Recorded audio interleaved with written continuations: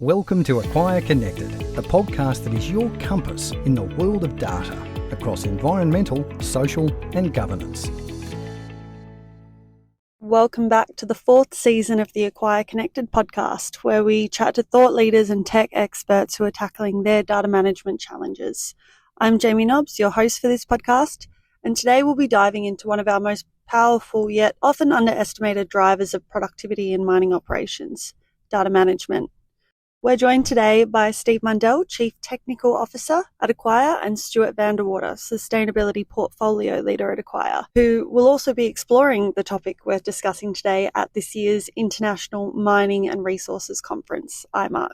Now, when we talk about productivity in mining, a lot of the time optimizing machine throughput, enhancing workforce efficiency, streamlining supply chains, and improving safety are where our mind goes. But there's another layer to all of this, and that's the role of data. How we manage it and how effectively we use it can have ripple effects across safety, cost, reliability, and making strategic decisions.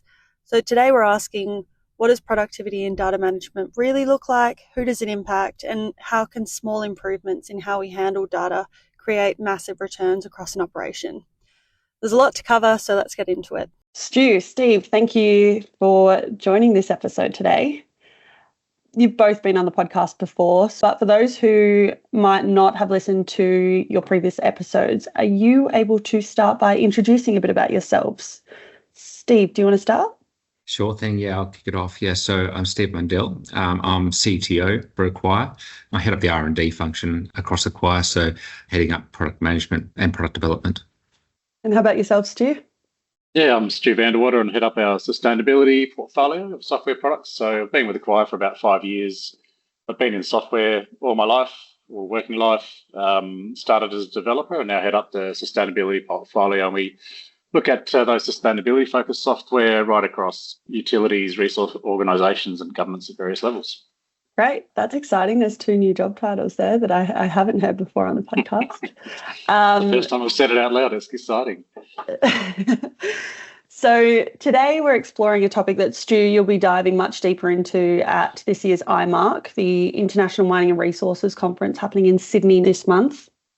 And that is around productivity in mining operations. So when we think of productivity and optimizing mine operations, we usually look towards things like the throughput of machines, workforce productivity, supply chain logistics, improved safety processes.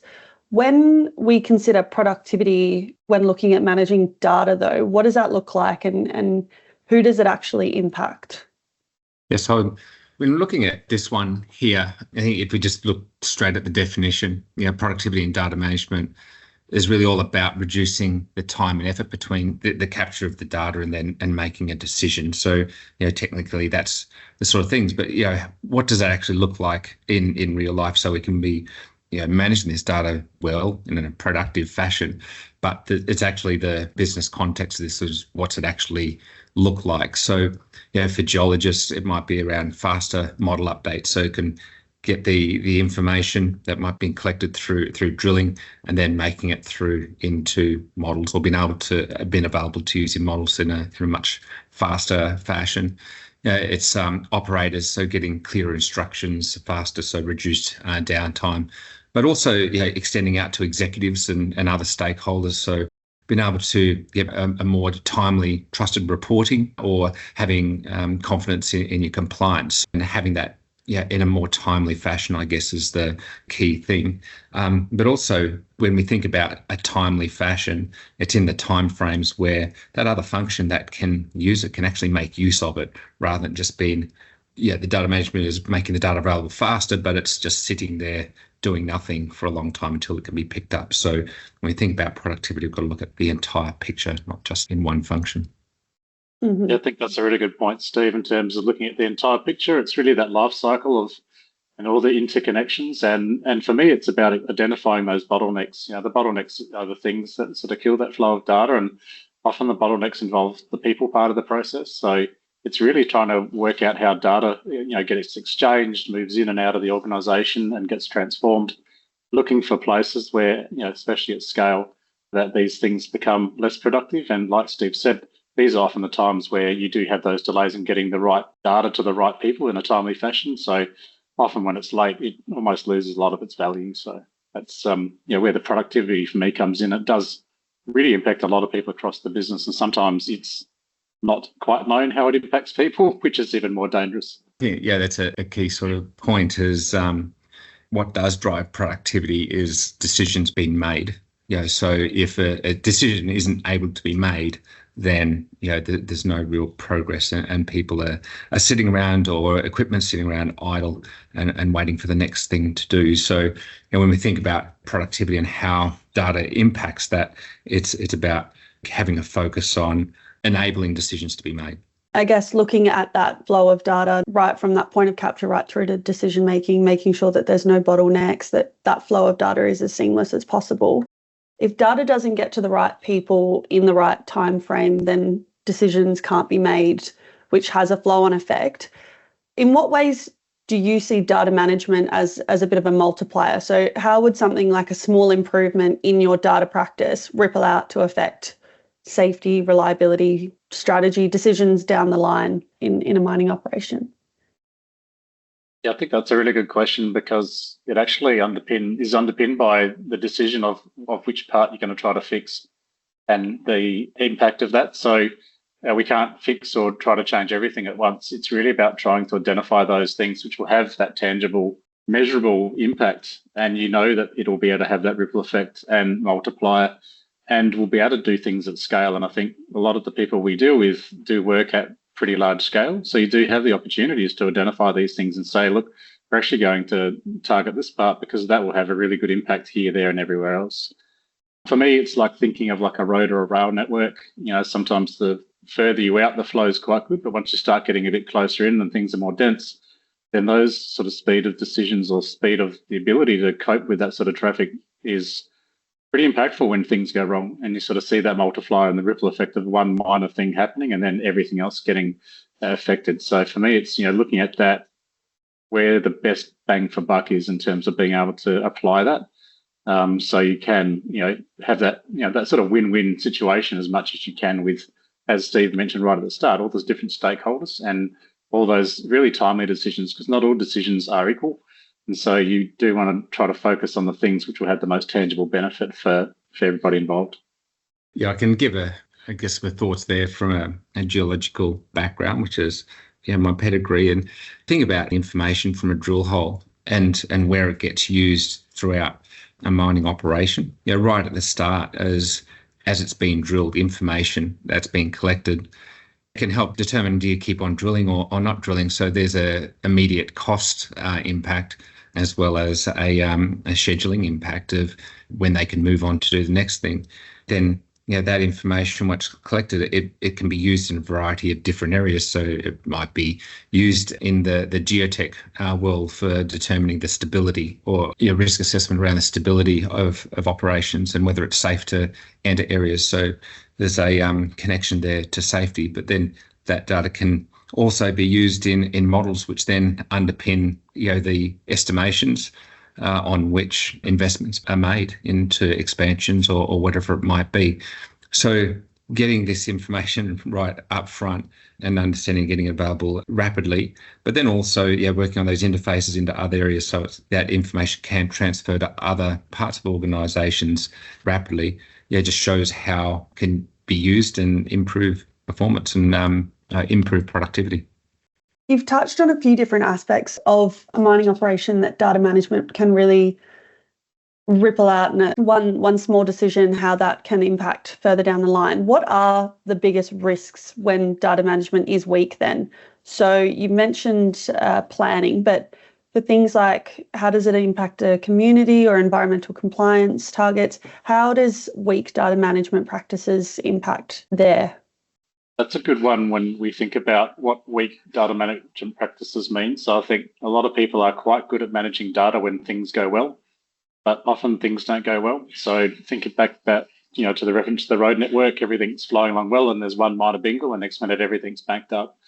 So I guess part of data management for me is what happens when things don't go as well as you need them to. So if data isn't provided when it needs to, so going back to say that Community reporting or environmental reporting, for example, having timely data is super important. They often have to submit to regulators and to other third parties and stakeholders, which is vitally important. But if they get to the end of the month and they realise they don't have the data that they need because something happened and the data didn't come through, they weren't informed in time, and then suddenly they've got to have this enormous effort to try to go back and find it, if it's even there, dealing with multiple different people. So you think about that ripple effect of all the different people now who have gone the other way to go, now we have to almost try to work out where this is at. In some cases, you'll see then that people go, oh, we can't even get it, so we're going to have to use provisional or average data from another time, which isn't even actual data. So suddenly you're reporting and making decisions on data that may or may not even be relevant for that period. So definitely has a really large impact, and there's a lot of risks there when it is weak. So, like I said, it's just that ability to think about all those different things that can go wrong and how we mitigate against that. I guess you're right there with weak data management. It can show up in a number of different ways, whether it's availability, data, the quality of it, the security around it. So, you can delve into that very deep and find all of the risks and how they might be mitigated. But I guess this one aspect of weak data management is creates this decision lag, which Stu, you've alluded to there.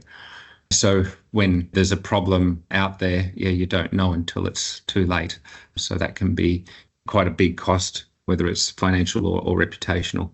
It can be multiplied out to a massive amount. And we're sort of, I guess, focusing on the tangible outcomes of what weak data management impacts on, but you actually don't forget the human toll.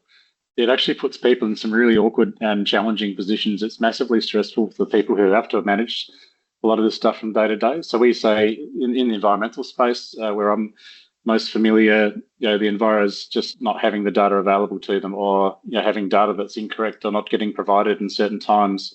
The sheer amount of stress that person who's now responsible for providing that is under is actually quite an impactful thing. And we often have people say, look, they lose a lot of sleep, like literally are losing sleep because these things aren't organised, they're not coming in time, and it's just causing a massive issue. So yes, absolutely, big impacts to the business in order to be able to make decisions and report to the stakeholders. But the human toll of what's happening inside the organisations is actually quite impactful too. Yeah, a lot of different costs involved. So like you said, you've got the financial cost, but the cost to making decisions and how operation runs. And then, of course, how people are impacted as well when they can't do their role and they can't make their decisions as well, which impacts them. If we look at something you touched on earlier, which was sometimes people can be bottlenecks, how does potentially the culture of a mining organisation influence its approach to data? I'm interested to hear, Stu, maybe if you want to start, if you look at, like you said, the toll it can take on people, where do you sit with this? Yeah, I think that's a bit twofold with this one. There's definitely the human side, but there's actually the entire organisation's culture or philosophy around how they manage data. So in terms of the people side, if not everyone's on board, you've got people, especially say in the enviro space and geology space, you've got people out in the field with varying levels of technologically savvy. They may or may not be entering things in. They might not embrace the technology. They might be still submitting things on paper. With all of those sorts of issues, as an organisation, might not be that stringent about the tools that we're using. So there's a lot of Excel spreadsheets and there's a lot of other things that are going on which are circumventing the ways that we're meant to be doing things. So every one of those things can compromise the quality and the accuracy of the data, the timeliness of it, which, as we've discussed, it really does affect that productivity of using it. But even right up to the organisational level, you get some organisations that go, we are just going to use a massive consolidated data platform that can manage any type of data, one size fits all, we just jam it in and surely that's enough.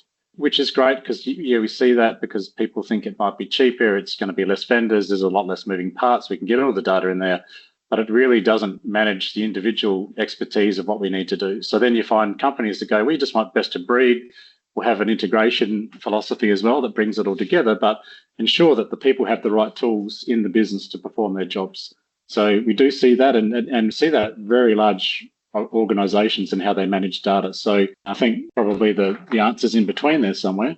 But that sort of culture or attitude towards how a company manages data can have a massive impact on productivity and trust of that data as well. Yeah, doubling down on or summarising some points that you made there, I guess I sort of seeing there that the culture of the organisation, can sort of guide or define whether the data is seen as a burden or an asset. So, I guess if it's an organisational culture that's founded or has philosophies around collaboration and transparency, then obviously that's going to flow down into how they work with their data and encourage sharing, reducing silos, which of course is one of those bottleneck kind of areas. If you've got a culture, organisational culture around short-term fixes and just getting it done to the next day, it could lead to a fragmented or a point solution type of approach to things, as opposed to a systems sort of approach. So you can see how an organisational culture that has philosophies can trickle down into how people would view the data and how they might work with it and see it as a burden or an asset. Absolutely. And even if they have a culture of lack of responsibility or accountability, then I'll get my data. There's a few issues. I'll just fix it up a little bit. That'll be someone else's problem. Throw it over the fence. Not my issue anymore. Off I go. Yeah. Then the ripple effect, as we talked about before, just gets further and further and louder the farther it goes down the chain. Yep, that's it. So how much of data management in productivity is about opportunity versus constraint? So data as a burden or data as an asset. So what usually is holding a mind back from these best practices? Is it a lack of tools or software, lack of capability, organisational inertia? They it works, therefore why would I try and improve it? Or is it cost? Where do you see the biggest barriers? Yeah, I guess in our experience, looking at how organisations that have done it well is a big opportunity where organisations look at the system as a whole, as opposed to individual silos or point solutions. So, earlier on we were talking about, you can improve the productivity in one area, but unless you're looking at the productivity of the entire system, then it's not really going to have the desired outcomes. So, there's certainly opportunity there of looking at the organisation or the system as a whole. There's certainly constraints there you can work around in terms of legacy tools that don't work well together or legacy processes that don't work well. But I guess then there's the opportunity of finding tools or utilising tools that do work. So digitalisation and those sort of initiatives really speak to the opportunities that are there for improving productivity through good data management.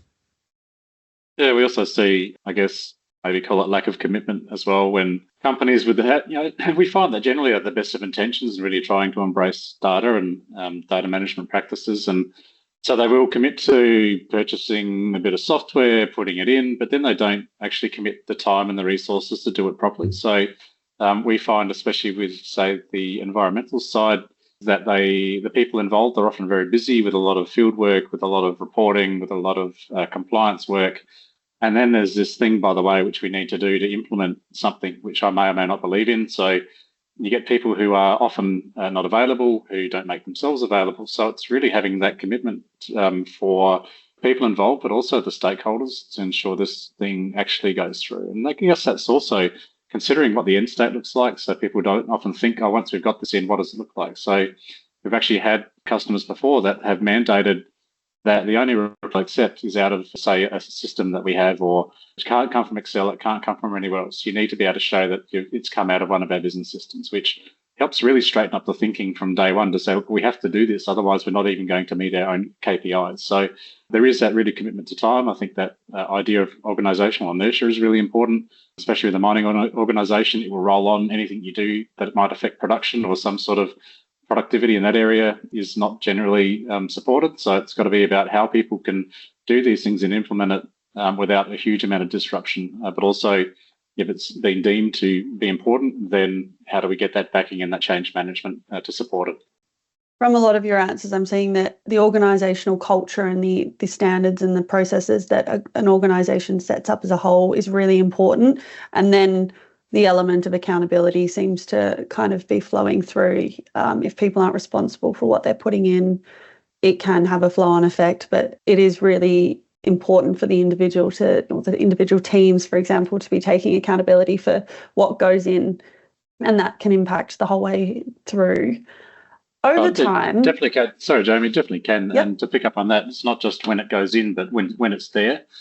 So the actual prolonged usage of these things is sometimes wanes. So everyone gets excited, they put it in, then people, if they don't have the change management to change the way that they do things, go back to old ways, they stop utilising the products that are there. And you actually get into this large mess reasonably quickly to say, look, there's all this stuff going in there. No one's been proactively monitoring it. So again, that human element in this process is super important to ensure that these things not only succeed in the first part, but also then thrive through that and get the actual benefits that the company intended to get in the first place. Yeah, it's definitely that. We've spoken about it before, the people, the process, the technology, having all three in place to be able to successfully make those decisions. I have one last question for you both. Over time, how does improving data management contribute to the resilience of a company? So, for example, adapting to commodity price swings or regulatory changes. We see, for example, in the environmental space, there's a lot of change, a lot more stringency around emissions targets and those sorts of things, and community and environmental pressures.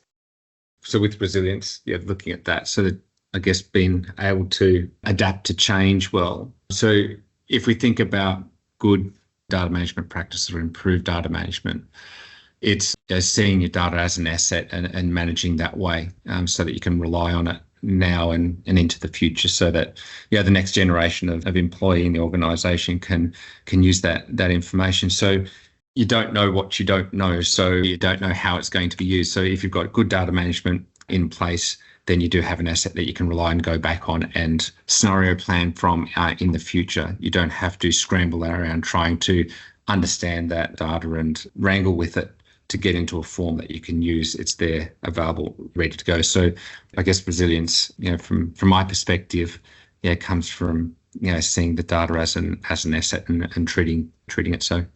And getting it to an asset will take a bit of time. So people often have to know that we've actually got those processes in place. You've probably gone through a few rounds of auditing and gone, actually what we've set up is actually really good and bulletproof.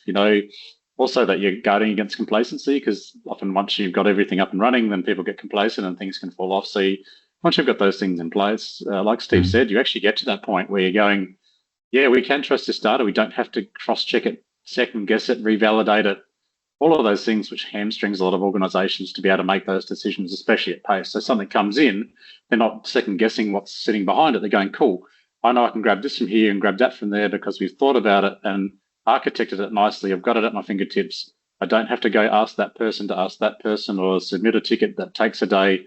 I can just get straight into it, which I think is, that's a really good place to be. And it does take time and it does take a lot of, dedication to get there. Yeah, I think particularly maybe for future modelling, not having to, like you said, Steve, wrangle with that data. And also what you said before, where it was like trying to almost guesstimate based on historical data, for example, having that data there, having it ready to go is so important.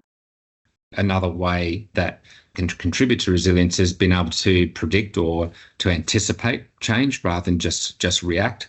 So to Stu's sort of point of putting in effort over time, organisations will be on a journey, so to speak, and everyone's going to be on a different place in that journey of, from that starting point of having the barest minimum to improving how they do things so that they can get to where they want to get to. Different organisations will want to get to different levels of complexity or sophistication, but some organisations will be happy to just being able to react, but react well, to be able to know that there is some information there they can rely on to work out this situation, whereas other organisations will see it in their interest to be able to simulate or to anticipate different scenarios and how they're going to deal with those in the future if they come up. So improving data management practices in this sort of area need to be aligned with where the organisation wishes to get to, so that it's something that they can put all of their effort into achieving and get there, rather than trying to be someone who they're not. It's a good one, Steve. And I've actually probably got a couple more points on that as well. In recent times, I've sat in on a few things where even when it comes down to compliance reporting, it's not often the answer. It's about showing your workings and actually showing that you've got these things in place which contribute to a result. So the absence of that is actually sometimes the things that the regulators will be looking for. So not having thought about this, like Steve said, you don't have to have everything in place. It's just that aspiration, or at least plan to get somewhere, which is the first step. And then implementing those things is super important as well. So then people will be far more happy to work with you in terms of those sort of things, especially when it comes down to regulatory reporting. But coming back to that question of resilience, I think a really important part, coming back to the people again, is that the last thing you want to happen is saying, oh, we need to make a decision. Steve's on leave. Oh, okay, well, wait till Steve gets back and then we can ask him about his database or his data and off we go. For me, that's one of the things that we do see a fair bit of, especially before we implement some of our software. And that's where that resilience comes in. So it's not relying on people having these little silos of information or in their head, that you can unlock a lot of those things and make sure that it is implemented throughout the chain. So like we've talked about, it's available, it's there. We know how it integrates with other things and it's in a usable state, which we can utilise. That's a really good point. The resilience really does come down to what a company needs and what resilience within a company actually looks like for them, because, a large mining operation with multiple sites across multiple jurisdictions will look very different to a much smaller exploration company or even local council for some of the environmental regulatory reporting as well. So it does really come down to what does resilience actually mean and look like for each individual company. Yeah, we've got an implementation now where we actually can't do anything for a week or two because the person's on leave. And that's the only person that knows about this particular bit of data. So here it is. The human equivalent of the black box. It's pretty much. I think that's a really great spot to leave this episode. Like I said earlier, Stu, you'll be speaking at IMARC. So if people want to hear more, you'll be diving into a little bit about this topic. So I can link that in the show notes if people want to go check out where you are and what time you're speaking. But thank you both so much for joining this episode. I really enjoyed it. Thanks, Jaimee. Good to be part of it. Thanks, Jaimee. Thanks for listening to this episode of Acquire Connected. If you enjoyed today's episode, please like, share and subscribe on your podcast player. We'll see you next week for another episode. Thanks for listening to the Acquire Connected podcast channel. Find us at acquire.com.au.